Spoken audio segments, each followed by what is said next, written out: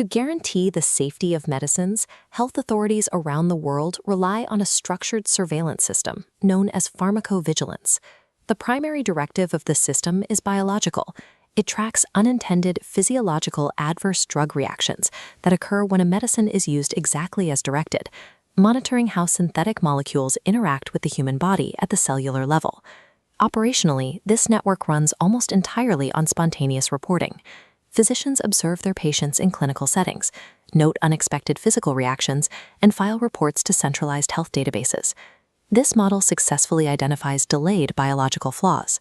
It is exactly how medical agencies catch long-term hepatotoxicity or rare cardiotoxic events that slip through initial clinical trials. However, this framework contains a structural blind spot. It fails when the danger originates from human behavior rather than human biology. Psychoactive substances introduce a distinct set of variables, like intentional misuse, illicit work at diversion, and the physiological escalation of tolerance. Spontaneous reporting breaks down under these conditions. A patient actively diverting a prescription medication to the illicit market will actively hide that behavior from their primary care doctor, often rotating through multiple physicians in a practice known as doctor shopping. A clinical surveillance system engineered to monitor accidental biology is structurally blind to intentional pathology. Solving this data deficit requires a parallel epidemiological discipline. This is the domain of addictovigilance. Instead of tracking physiological side effects, addictovigilance specifically monitors the abuse liability and the dependence potential of psychoactive substances.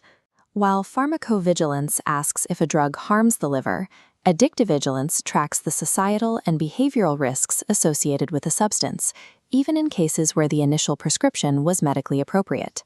Following recommendations from the World Health Organization, France established a formal national framework in the 1990s, becoming a global pioneer of this specialized surveillance model. Coordinated by the French National Agency for the Safety of Medicines and Health Products, or ANSM, the architecture of the French Addictovigilance Network is built to intercept data outside the standard clinical loop. The network decentralizes its intelligence gathering. It operates through 13 regional centers, staffed by specialists bridging pharmacology, toxicology, and epidemiology. To accurately map the epidemiology of substance abuse, regulators have to abandon passive clinical reporting. They must engineer an active, multi-source triangulation matrix.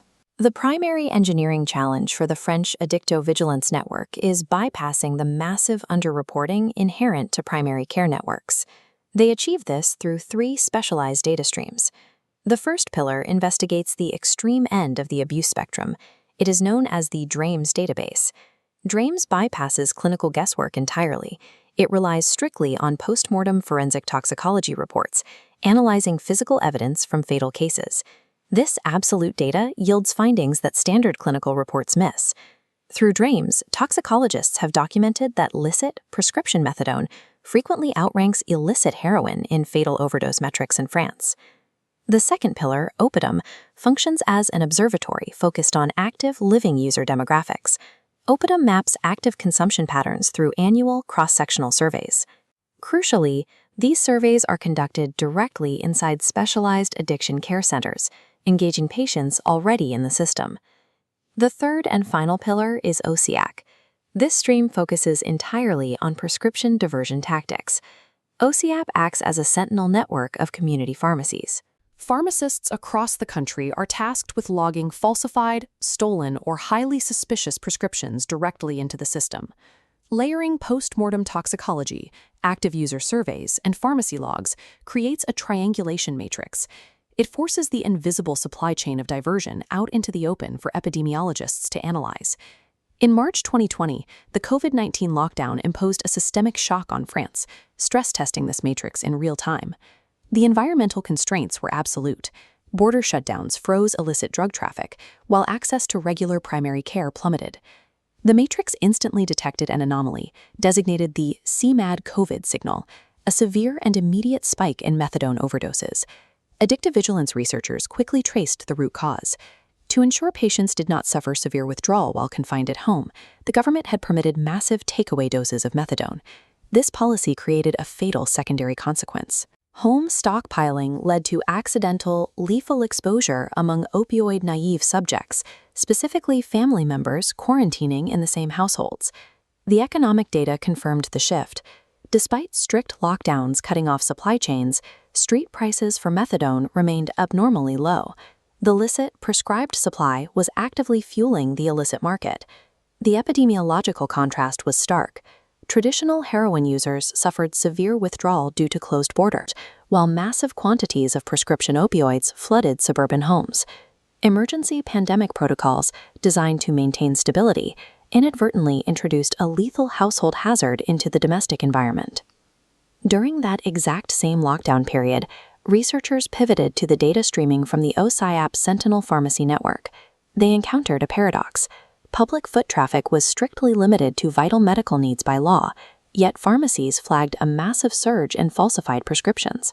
This side-by-side bar chart illustrates OSIAP data, comparing the March to May 2019 baseline against the 2020 lockdown.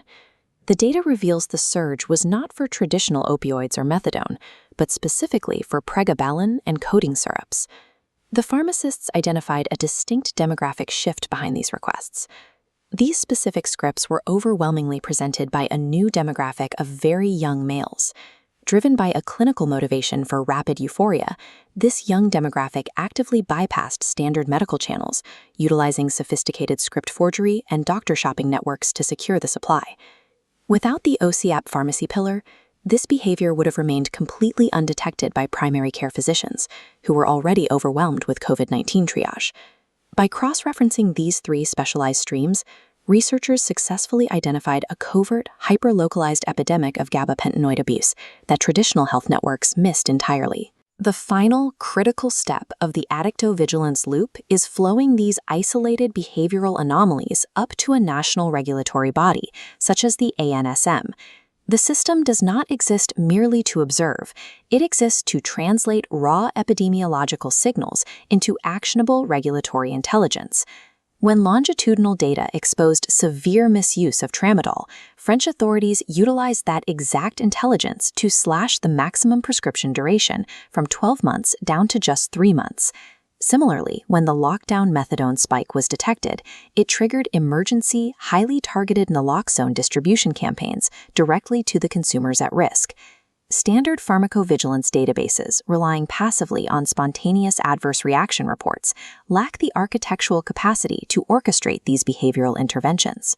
As the pharmaceutical landscape grows more complex, traditional drug safety is an incomplete science if it only measures how a molecule behaves in a cell, while ignoring how a human behaves with a molecule.